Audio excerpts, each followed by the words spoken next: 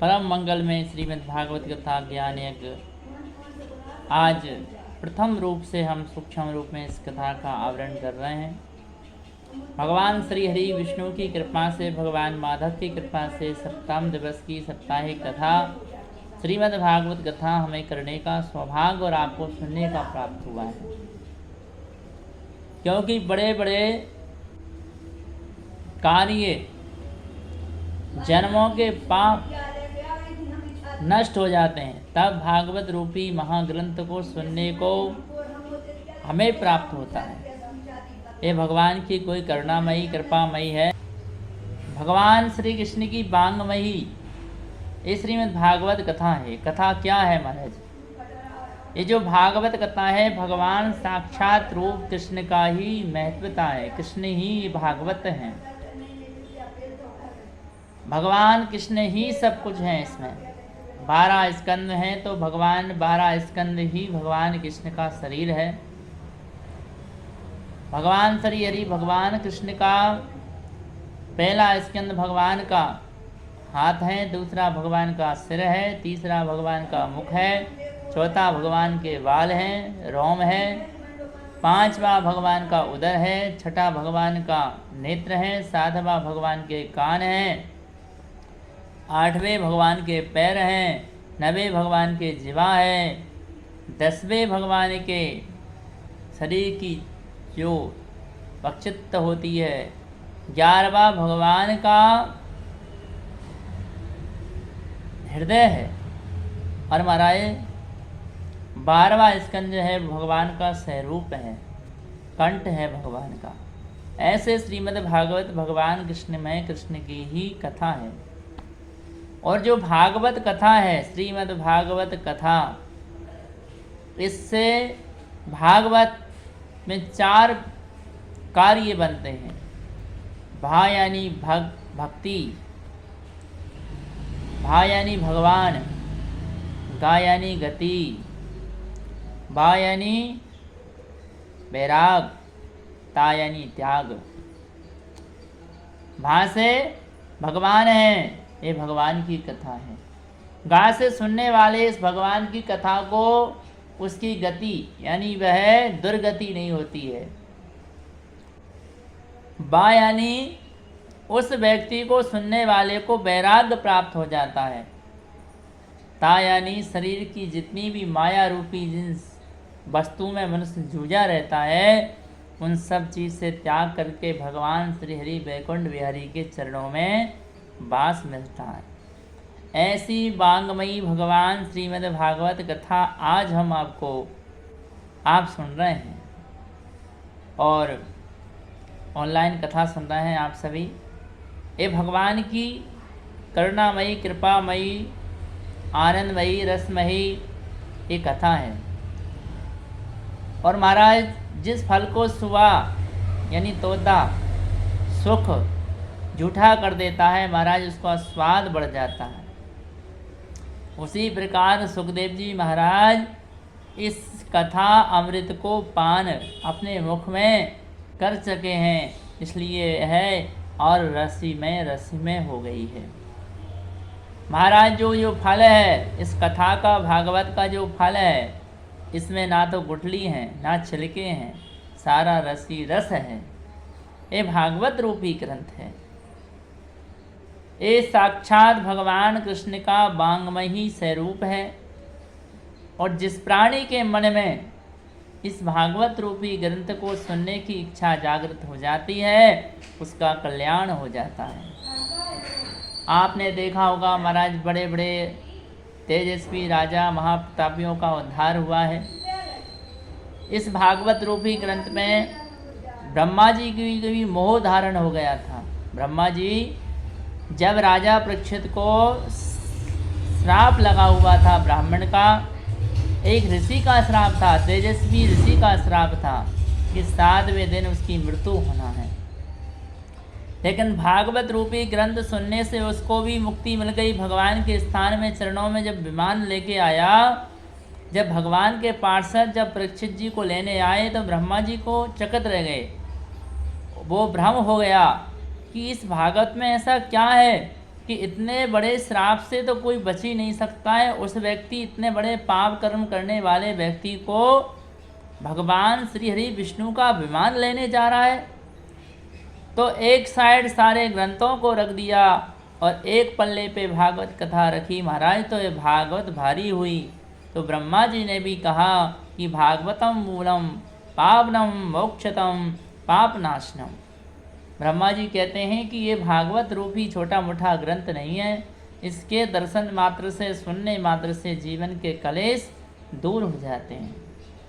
दूसरा, महाराज धुंधकारी कितना बड़ा पापी था, जिसने अपने जीवन में कोई शुभ कर्म नहीं किया, कोई पूजा पाठ नहीं करी, लेकिन भागवत रूपी ग्रंथ धारण करने से, जिसके भाई ने 100 बार गया जी में श्राद्ध किया तो भी उद्धार नहीं हुआ, लेकिन भागवत रूपी ग्रंथ सुनने से उस धुंधकारी का भी उद्धार हो गया और वह भगवान के विमान में बैठ के परमलोक को चला गया।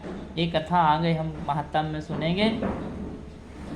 महाराज गोकर्ण जी ने कथा करी तो भगवान की कृपा से गोकर्ण जी और सुनने वाले जितने श्रोतागण हैं उनका भी उद्धार हुआ।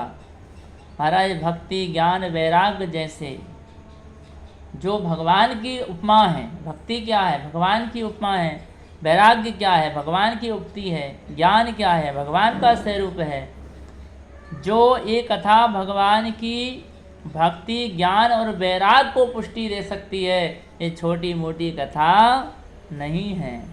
इस कथा को सुनने वाले को मनवांछित फल की प्राप्ति होती है, बस सुनने का कार्य सही होना चाहिए। ऐसा नहीं महाराज कथा में बैठे हैं, कहीं व्यास में कमी निकाल रहे हैं, कहीं व्यास पीठ में कसर निकाल रहे हैं, कहीं श्रोताओं में निकाल रहे हैं, कि यजमान परिवार में कसर निकाल रहे हैं। ऐसा नहीं होना चाहिए। हम कथा सुनने आए हैं और ये नहीं कि महाराज हमने ये कथा तो सुन ली है। अगर आपने ये कथा सुन ली है तो फिर आपने कुछ नहीं किया। जिस व्यक्ति को बार बार इस कथा को सुनने के बाद बार बार सुनने को मन होता है, उस व्यक्ति के जीवन में कभी कलेश नहीं आता, कभी दुख नहीं आती, कभी दरिद्रता का वास नहीं होता। और बड़े से बड़ा पाप, ब्रह्म हत्या जैसा पाप का भी समन्विता हो जाता है, गौ हत्या जैसे पाप का भी मोक्ष हो जाता है। ये भागवत रूपी ग्रंथ है। इस ग्रंथ को महाराज जब भक्ति ज्ञान वैराग्य ने सुना तो उनको भी पुष्टि मिल गई, उनका भी उद्धार हो गया। 88,000 ऋषि नैमिषारण्य क्षेत्र में बैठे महाराज, और सूजी महाराज ज्ञान के दाता हैं, ज्ञान भंडार है उनके अंदर। जब सूजी महाराज जी से प्रश्न किया कि प्रभु अब कलयुग आ गया है और कलयुग के आने से व्यक्ति का जो मनोबल है, मन है, वो विचलित हो गया है, पाप कर्म बढ़ गया है, कोई भाईचारा नहीं रहा, व्यवहार नहीं रहा, माता पिता की सेवा नहीं होती है और साले सलाहकार बन गए हैं और पड़ोसी उपकरण करने वाले बन गए हैं। अब इस कलयुग में कैसे कुछ होगा? तब सूजी महाराज ने कहा कि आपने मनुष्यों की भलाई के लिए जो बात पूछी है महाराज, बहुत शुभ है, बहुत सुंदर पूछी है। आज मैं आपको इस भागवत, इस संसार में कलयुग में मोक्षदायिनी, मोक्ष देने वाली और जीवनदायिनी इस भागवत रूपी ग्रंथ के बारे में बता रहा हूँ। जब सूजी महाराज ने ऐसा कहा तो सारे श्रोता गुण वैष्णव परिवार बोला कि महाराज ये मोक्ष देने वाली है, उद्धार करने वाली है, तो कैसे कैसे लोगों का उद्धार करती है ये भी बताइए। तो कहा गया महाराज ब्रह्म हत्या करने वाले का भी उद्धार हो जाता है, गौ हत्या करने वाले का भी उद्धार हो जाता है, वाणी के द्वारा कोई पाप कर्म बन गया हो तो उसका भी उद्धार हो जाता है, पर स्त्री गामी करने वाले का भी उद्धार हो जाता है, पर चोरी स्त्री करने वाले का भी उद्धार हो जाता है। लेकिन कब हो जाता है इसका भी सारांश बताया गया। ऐसा नहीं महाराज हर दिन पाप करें, हर दिन कथा सुने तो फल नहीं होगा। अगर पाप बन गया है तो प्रायश्चित करिए और भागवत कथा सुनकर उस पाप को भस्म, अग्नि की तरह, जिस तरह अग्नि लकड़ी को जलाकर भस्म कर देती है, नष्ट कर देती है, उसी प्रकार आप अपनी आत्मा को, आत्मा में आपके मन रूपी जो मंदिर में वासना बसी है, भरी है, उस गंदगी को निकाल के ठाकुर जी को विराजमान करिए। तो आपकी जो इच्छा है, आपका जो मन है, आपकी जो दृष्टता है, आपका जो अनुकूलता है, वो मन मंदिर के समान हो जाएगा। जिस तरह महाराज किसी आईने के सामने, दर्पण के सामने जब मनुष्य खड़ा होता है, थोड़ी धूल लगी रहती है, धूल के कारण हमारा चेहरा सुंदर यानी स्पष्ट रूप से नहीं दिखाई देता। जब स्पष्ट रूप से नहीं दिखाई देता तो हम उस धूल को हटाते हैं, पोंछते हैं कपड़े से। जब महाराज धूल हट जाती है, कपड़ा से हम उस दर्पण को पोंछ देते हैं, तब महाराज हमारी प्रतिबिंब, हमारा चेहरा सुंदर दिखाई लगने लगता है। उसी प्रकार जिस दिन आप महाराज भगवती माँ भगवती, वैष्णव माँ भगवती, भागवत की कृपा आप पर हो जाती है, तो आपके अंदर जितना भी मैल भरा है, जितना भी आपके अंदर दद्धता भरी है, दोष भरा है, ईर्ष्या भरा है, अभिमान भरा है, क्रोध भरा है, वो सब जल के नष्ट हो जाता है और मेरे श्री हरि भगवान विष्णु की शरण प्राप्त हो जाती है। इसलिए कहते हैं कि भजन करने से भक्ति का अभिमान नष्ट हो जाता है, और जिस व्यक्ति का अभिमान नष्ट नहीं हुआ उसका भजन भी सफल नहीं हुआ। भजन करने के बाद में, भगवान की पूजा अर्चन करने के बाद में किसी व्यक्ति को अभिमान आ गया तो वो भजन सफल नहीं है, वो पूजन सफल नहीं है, वो नष्ट हो गया उसका पुण्य। और महाराज क्या है, जिस दिन आपने भगवान का भजन किया, पूजन करी, अर्चन किया और आपको क्रोध नहीं आया, आपको अहंकार नहीं आया, आपको घमंड नहीं आया, अभिमान नहीं आया, तो समझ लो आपने ठाकुर जी को पा लिया। उसी प्रकार नैमिषारण्य क्षेत्र में जब 88,000 बैठे हुए थे, सूजी महाराज ज्ञान में कुशल और शौनक जी महाराज सबसे आगे बैठ के प्रश्न कर रहे हैं कि प्रभु, इस कली काल में, कलयुग में अब ऐसा कौन सा उपाय करना चाहिए जिससे मनुष्य के मन रूपी मंदिर को साफ किया जा सके, उसके मन को साफ किया जा सके। तो सूजी महाराज कहते हैं कि मैं आपको कलयुग में इस मंदिर को धोने वाले ऐसे जल के बारे में बता रहा हूँ। अगर मनुष्य उस जल से स्नान करता है और अपने इस मंदिर रूपी मन को धो लेता है महाराज, तो उसके जीवन में तो कभी विपत्ति आती नहीं है, उसका मंदिर तो स्वच्छ हो जाता है और श्री हरि भगवान विष्णु का उस मंदिर में वास हो जाता है। तो कई श्रीमद् भागवत ज्ञान यज्ञ ऐसा है, श्रीमद् भागवत कथा ऐसी है महाराज। मन रूपी जब मंदिर जिस दिन साफ हो जाए, समझ लो भगवान की कृपा आप पर हो गई। कलयुग आपके ऊपर प्रभाव नहीं करेगा, कलयुग उसी के ऊपर प्रभाव करता है जिसके अंदर ईर्ष्या रहती है, जिसके अंदर अभिमान रहता है, जो अपनी वाणी में कठोरता रखता है, जो अपने हृदय में क्रोध रखता है, जो अपने मन में मोह रखता है, लालच रखता है और ईर्ष्या वाली वासना रखता है, उसके मन में ही भगवान चले जाते हैं और कलयुग का वास हो जाता है। जिसके अंदर ये 4 अवगुण नहीं है, उसके जीवन में महाराज कभी कलयुग नहीं आ सकता है। पहला, कभी किसी से ईर्ष्या मत करिए।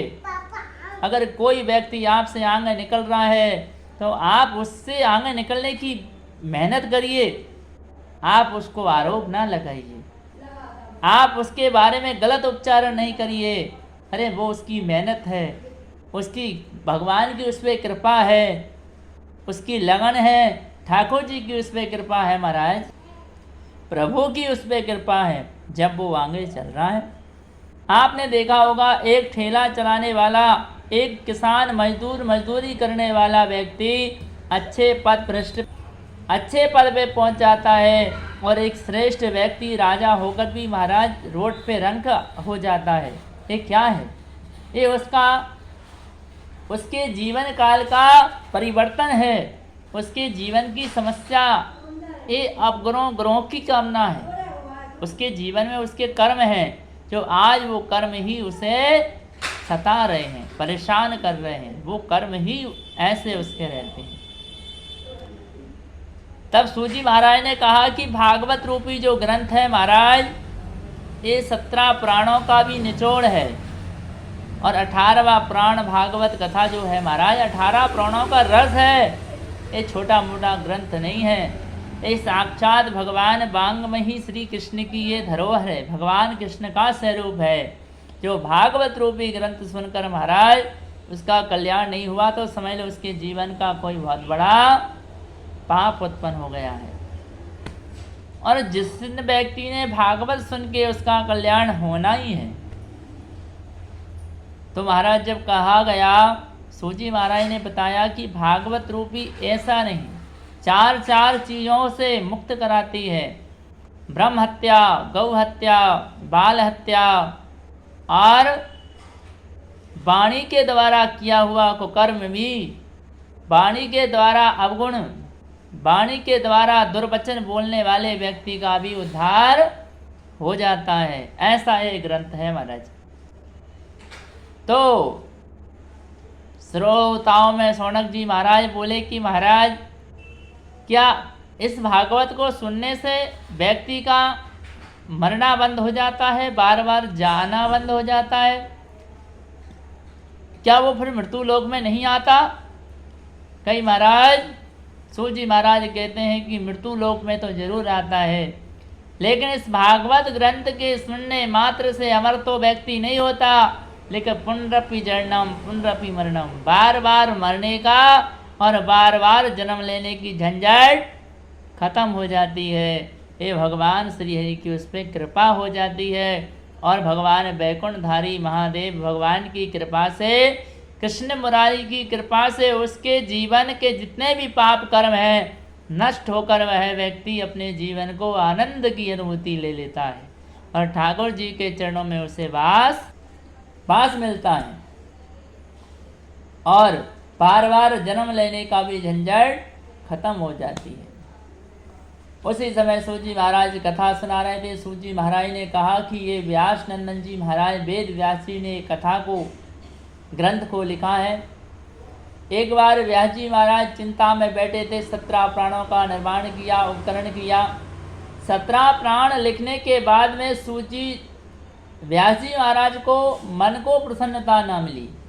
जब मन को प्रसन्नता नहीं मिली तब व्यास जी महाराज ने मन में विचार किया, दुखी मन से बैठे थे।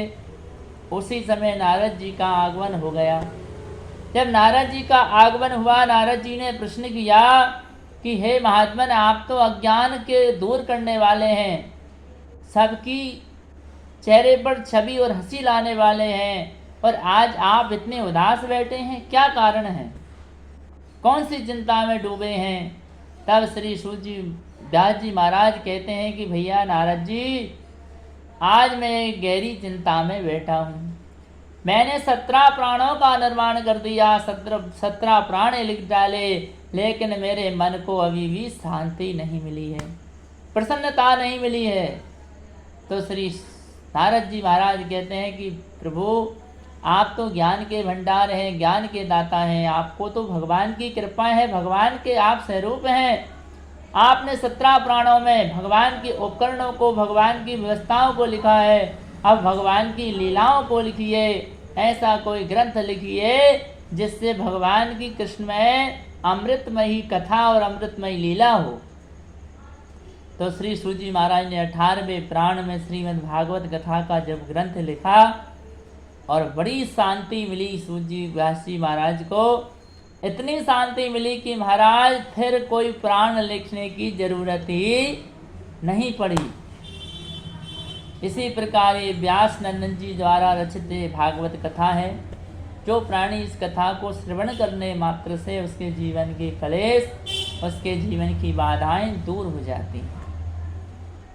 तब उनका मन बहुत खिन्न था।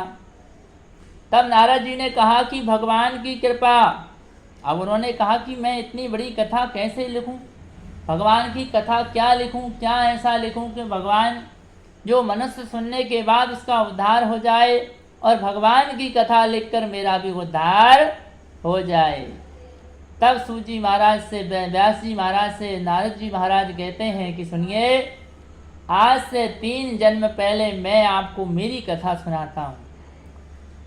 भगवान की कृपा जिस पे हो जाती है महाराज, वह रोडपति भी करोड़पति बन जाता है, और नाली में गिरा हुआ कीड़ा भी भगवान के स्वरूप कमल बन के खिल जाता है।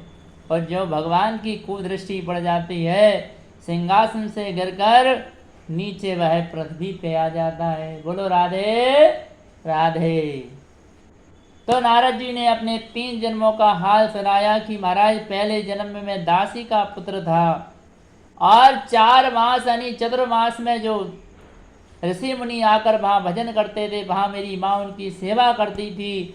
उसी समय मेरा भी जाना आना हो गया, सत्संग सुनने लगा। जब महात्मा सत्संग सुनते मेरा बड़ा मन लगता, बड़ी प्रेम से मैं सत्संग सुनता, और उनका जो जूठा बचा हुआ जो भोजन था वह मैं पान करके अपने जीवन को पल निकालता। लेकिन जब चतुर्मास पूरा हुआ तो ऋषियों का जाना होने लगा, तभी मेरे मन में एक दुख प्राप्त हुआ कि अब ऋषि मुनि चले जाएंगे, अब मैं भजन भगवान की ये अमृतमयी कथा कैसे सुनूंगा, भगवान का भजन कैसे सुनूंगा। तो मैं रोने लगा। जब सभी महात्माओं ने कहा कि भैया बेटा तू रो मत, हम तुझको एक मंत्र देते हैं, इस मंत्र का तू निरंतर जाप करना, इस जाप से तेरे मन की रूपी जो वासनाएं हैं दूर होगी और भगवान ठाकुर जी की तुझ पे बड़ी प्रेम से कृपा हो जाएगी। ओम नमो भगवते वासुदेवाय का मंत्र नारद जी को दिया। नारद जी ने उस मंत्र को किया। अब महाराज माँ के कारण, माँ के काम में लगे रहने से मंत्र जपने में असावधानी होने लगी। तब सूजी महाराज कथा सुना रहे थे तो कहा कि नारद जी जब दुखी हुए और चतुर्मास पूरा होकर जब सारे ऋषि मुनि जाने लगे, तब नारद जी भी मचल पड़े।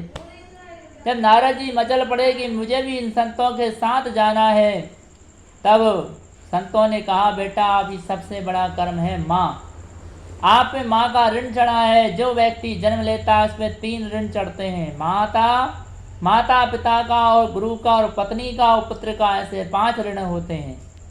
अभी आप माँ के ऋण से मुक्त नहीं हुए।